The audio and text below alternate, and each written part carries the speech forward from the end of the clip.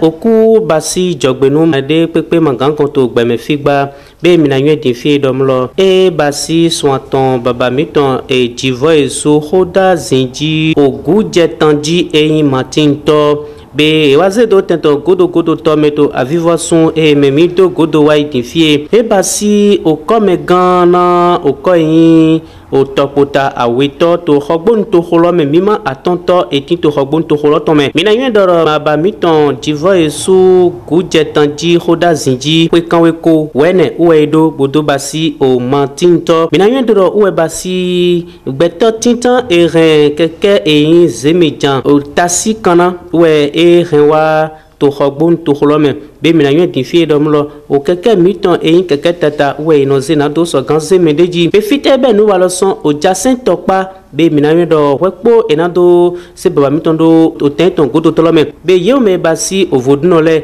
yeyi nado so gande so klende ne to flen be haropo e tron flen yezo ai jasen be fi do note to e basi o keke kunkun o keke no le tondo be yeume basi keke no etinto jasen le yeze arantado po nado so gan yi meda holopo do alodo popo be ayajijewe yin yeule ton mina dona mi dinfi domlo be de no basi to renu do poro medo to renu etome yeze nando so ganwa do avo ochio monkoton nando so gando avo ochio monkoton be mina mi dinfi domlo o hweno le podo o meho etin to hwe gbelepo o de o e biodo o baba mitonji o viela yemekpo yeno flen ayaji jawayin do poro yeule ton be mirando na mitin fi domlo yewaze baba mitondo tenton godo tolo tome be mina so flimi do ewa imetitan eren o keke kunkun wato xogbon to xolome be ayajije ene nando sagawa klitana be zedo tenton godo tolo tome me mina yue ti fi do o hwe basi o sato we yeno ho be mera holo ebio be ye ho mon kotone to o hwe etongbe nando sagande osu ogodo tolo etone vieton le yeme kpo yeno kpo nando sagan ho mon koton ba ya jijewe yin yeule ton be yeto dido ya de fi domlo baba miton etronfi akokwe e iku mo adivigbe poto o ten tombe wazon miton o 20 miton sekpo o vieton le me imeho to komele me kpo no o to topotale be baba miton avose e ho bodona mi nawe mi mo o jivo esu o khoda zinji eyin avose o dopoto xogbon to xolome nawe mi moedo avose kwa kanu asu kometon nga fi de ba ko kande nu ko 1978 manyo mende netanze papa délégué khola zinjigo metentan de yimire ne do we kande nu kun awedi egbon bo kaso no so domido go so dimdo gbe eton me kaka mi do avo mo no to gbe wo présent mi bo e o baba pipe re vie se tonne vian du gbe eton fun kaka je yayi de ku ni mi o su de so jodo le ma na mi ton mo mi na so se papa dagbe bo ndo pe de egbi onukon na do toro me klo pata we jinja yin e do jo toro sin dagbe bo so do toro he kaka o so e jo eton do mi ton son délégué we me le vodo yi mo ma o bible e ka so e do dagbe ji don yon ne fi ayan amepo i me le pepe de na do ho eton gbigbe de pepe matin yan lo mo yan fose kwa ka lo mo torí papa pipe we o de papa loko nele o adu enele weekend nele me pe ba yi ko lo le ne me ye me de pe ma de mi po ma na pon kan me yo me de ibo ile yo me ho de ile ton yan ai fi yan mi me de po fi ile me do bai monoplo o novieton o désiré jivo esu eyin o gan met to xogbon to xolome pataki o mima tontolo tome e ho bodoto o ten eneme o vieton le yewa e ho bodo be ho de baba miton edole yeule di. Bon, c'est monsieur Jivo Essou Moussa Désiré, marchand. Il a été maire à la commune de Wando et actuellement il est marchand. Un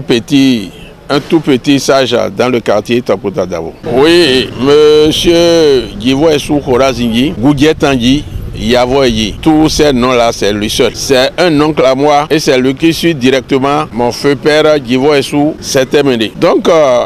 Djivo Essou Korazigi a été délégué à Tokota 2 pendant 32 ans. Et c'est un responsable des Vaudous dans notre collectivité et dans notre grande famille Honsan. Il a été toujours devant. C'est lui le fondateur des Taxi Canan. D'abord, il est fondateur de Taxi Canan et après, il est aussi fondateur de Zemigan. Zemigan aujourd'hui, c'est lui. Pour commencer, Zemigan, il a été dans le Nigeria pour la cérémonie de ses oncles maternels. Et arrivé là-bas, il a vu que les gens font Zemigan avec les motos. Il les a posé la question. Vous faites Zemigan avec moto? Les gens ont dit oui. Il a dit oui, donc il n'y a pas de problème. Je vais aussi faire. À son arrivée au Bénin, il a acheté un Suzuki 100 et il a commencé Zemigan. En ce temps, ils font Zemigan à la lagune de Gassin. À son arrivée là-bas, ses collaborateurs disent non, avancez. Son surnom, c'est Minde Gogose. Et le deuxième surnom, c'est Mikalaou. Si tu entends Mikalaou, va dire Minde Gogose. Les collaborateurs disent non, Mikalaou, vous ne pouvez pas rester ici avec nous. Nous avons Taxi Canan et vous avez la moto. Vous ne pouvez pas rester. Donc, il les a laissés et il est venu au carrefour, là où on appelle à Conquet-Kamé, à Gassin. Donc, c'est de là que les gens aussi ont commencé un à un à rester. Et aujourd'hui, si vous voyez dans la ville de Porto Novo, un peu partout, dans des communes, il y a Zemigan. Donc c'est lui qui a fondé d'abord, qui a organisé Taxi Canan, la bicyclette. Et après, Zemigan, c'est lui. Donc je crois que, en bref, c'est là où je peux d'abord arriver, puisque je ne peux pas tout dire. Anago, Djivo Essou Korazigi, et non pongo tokoda, et ma wayan pongo. Besson do, bon, yo powan daihouya, et demain, mais voilà daihouya, et demain pongo. Au premier matin, to bon fait non wana. Bon, à zone de Garawara, à Bele, Mepo, Tintanton, quelqu'un qui veut battre les gens où est donc Becana, ou un gâton, il m'a conquéré de piper et de la moins janoué, ou un gâton, cadeau bon gassin, cadeau tohomé, ou un gâton, de Mepodogo, n'en de aussi côté. Puis les médecins étaient bénis, où est domi, puis les métiers de Haïtien, où est Zemido, pour les repos, vos états caméras, coton. Budo hodo to mami de mina hen go do budo to mami ko mi do da isindo pito egbe e na mi kun ganji e ma do yo mi gbonde e go mi po boda mi hen osun odo da de e mi atro bi godo da mi hen so lo gbangban de e hen po mi poro boze sun o si hun gan boze da lo mi do na ma jodo bo godo mi don lo wo so mi do pito to pito egbe àmọ́ sùn lọ́dí dàbò sùn lọ́dí fi mi bá pé tẹ̀lé dàbò sí sùn lọ́ pàpà wúdí fi mi bá pé tẹ̀lé. Nyɛnu yi abulɔ vɛndzirɛ Antoine conseiller Tokota du 5e arrondissement ni conseiller premier conseiller na papa de ko papa mi tɔn avɔsɛ kodo azinji nɔmɛ na yɔnɛ to yi kpɔ gbɔ pé tɔn lɛ kpɔ mɛ si nde ba yi lɛ kuro ne se do tɛndagbe fi de nɔ se mɛ wiwe lɛ do nɛ nibosɔ nɔ dɔnbo do godo. Mais des jodo to vieton des jodo kwegbe des jodo kapo go peton des jodo to lo me nino dombo kan to gbeji me bo san to gbeji me na e me ko bon to fine edo ndile bayi hun théâtre mi no ogansin alioji ton e wa so ton parfaitement e wa so ton tu fune ma do blore to lo me e bon de pe bi bayi ye ndo ze do na wi ya me do jawa ton e metitan to Tokota to wa do kan me compris bon e ka dele ya mo do po bo ye ma e woro me na ye gbero ni ete sa e woro kaka o merevu ma ga to ro me jenate ye no ro hun ro ga fun ogo tata e no ho podo ayapo o gamade me gamno no hun ro me e si hun ro e ka no ho e no do ma sin ga do ho ra mi fi le to jina pon e mo fi ji jan han si no o ha de ma ga ji han fi di sake lo ma fi e ma so papa e si o nyeno ni Korazigi Djivo Essou gbenade silesen dinanga gabonais o nous zomba nous dinanga e ko divina bide ma ntita ma ya o to ma ya tonto ma ya ni to ma ya tonto vi chan o to do bonde na vie don le e wa ko pe kaka we ti o la yin lo bodo ayin jiji mi to bo adu bo wa o e do aze yin ko ene mo roze gbenade dinanga silesen yin mécanicien auto nous e zero tera mile o de zero te na mi e ma ze ni yan o te na mi e mi tọ́jú mi de le bo wule mi de le do kan bo ka yin ro martina mede e mi e we do mi e ni mi do mi na mi ni si bo yiro mi de le do nu mais ni ma bio mais de ni hole je tenkenam de mi ton de pepe mi bo no po bododo mi ma bio wian o tu la oula lui ton au mars 5 mars 2020 bodole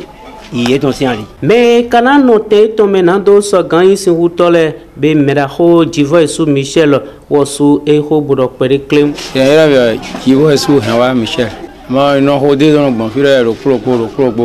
wa zan do ndo tin la ma yan bo se yen jo amo ngo ma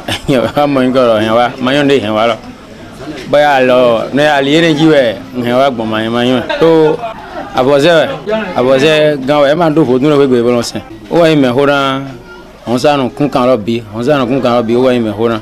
fo dun ro sin ho zan ro o wa iran ira o hon fi 2 ajara ton gbon fo dun ro don gbon me la bi ran no don ro yin hon sa na bi sin si hon kan yi don me la bi ran so hon de fo dun don re on sen so go ma o gan we gbe sin fo dun to yo gbe don o sagbada ogu o je holu aho fo dun don ran sen manona wa hen bi o tron me e yi tron ira gbon bo na tron de po le mais tron que dans les cas mais tron que dans fait tron dans il tron ma que a oublié ba ma do hagbon kama e ma do ku don kama garo me gbon te to ko me yero fi ro garo me agbo ko yi ko me gbon bo dino te won we me to hagbon mo ire bi pata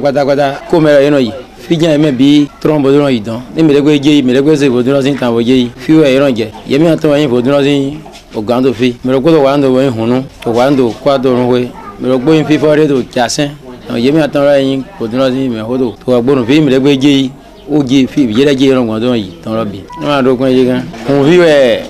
mi re yin de kan ye no ko dino ma agbonu aya mi sa re be ko me gbon agbo ko je gbon yido ko me agbo do mo agbo isen ko dino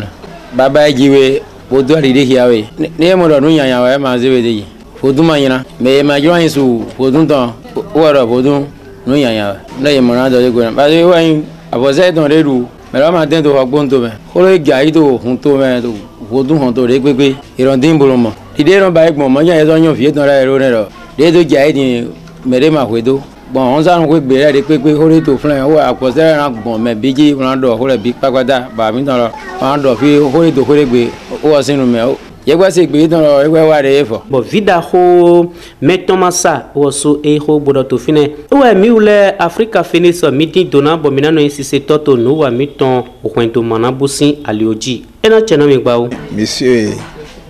Jivo so hoda zeje gunu arrested metomasa yeno iro mi do mba o vejeji na hoda zeje chekate topota 2 ton Jivo so hoda zeje yavo eji tasi kanawe mene enoku mene cultivateur daolo kolo tokota blebu en graison wato bozo ite hoto bo wayin me yin lopo do me he tasi kanawa bene trome blebu mene wayin ogana tasi moto wayin me he tasi kanawa yetron bodo aimo semijan bodwa ho Suzuki 100 titan wa bene we he semi janwa we ho Suzuki 100 la we kun ete bojo keke tatara do gbogbo yi Suzuki 100 lo bodronze kan gbande donze bono wa isi ayin do abala me bodronze mele kun awe kun aton ye don cambier la mo lo abose aize keke gbadun do bazi semi janwa ere we edoyin melo we yin metitan de hen semi janwa do bele to lo me Marguerite Jivo ngbe to me chene do e yin si e me poto me o